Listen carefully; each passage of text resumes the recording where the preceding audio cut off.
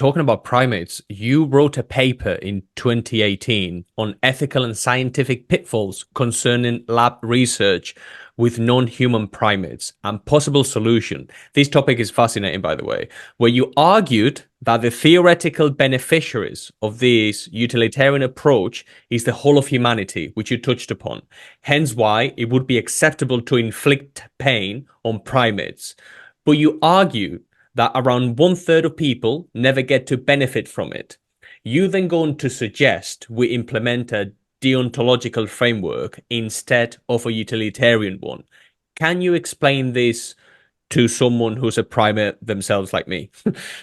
Yep, sure. And of course, we're all primates. Anyway, so the utilitarian ethical framework is one that encourages us to think about the likely benefits versus harms of any choice that we might want to make. And one that has greater benefits than harms is justified according to a utilitarian framework. And that has traditionally been the framework used to assess proposed animal research. You're supposed to weigh up the benefits versus the harms.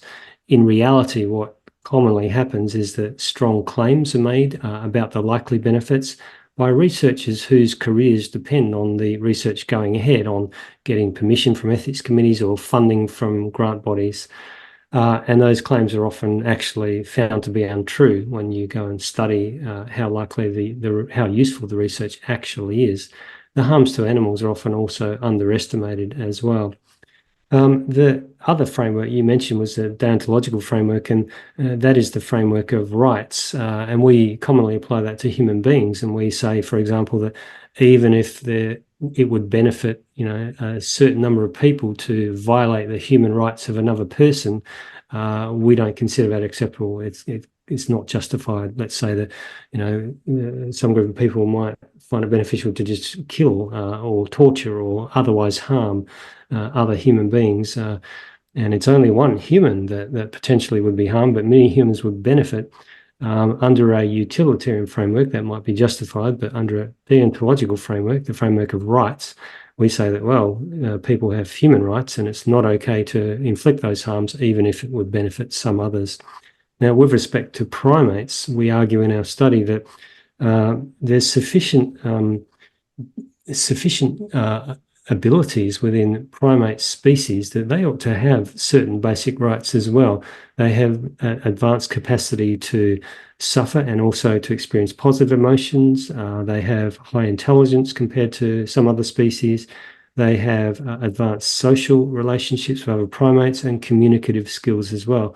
And they're actually harmed when their social networks are disrupted, they're removed from their families and their groups and forced to participate in harmful biomedical research.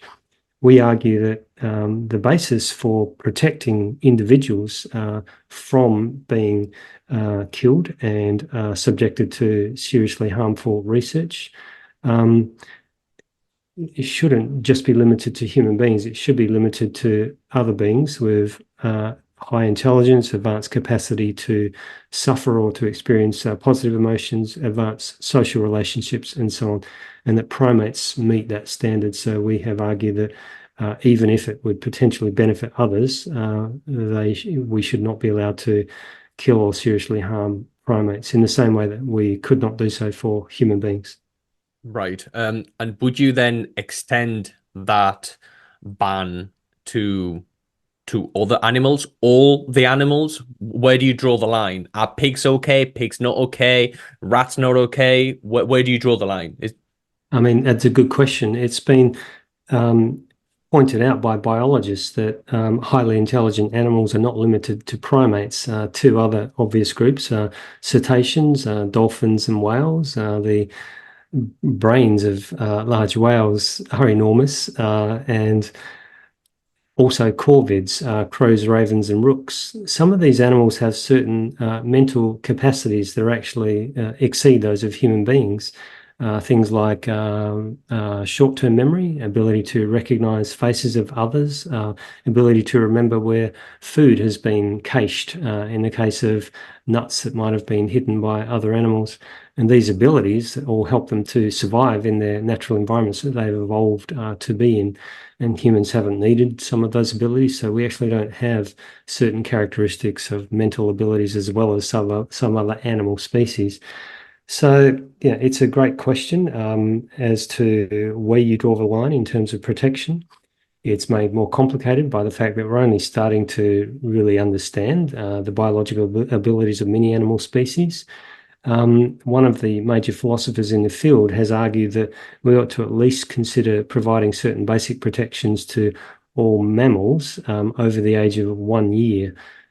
He doesn't rule out providing protections to others as well, but he argues that at least in the case of mammals, and that's only one set of animals, there's several others, and at least where they're over the age of 1 year, then they ought to be afforded certain basic protections.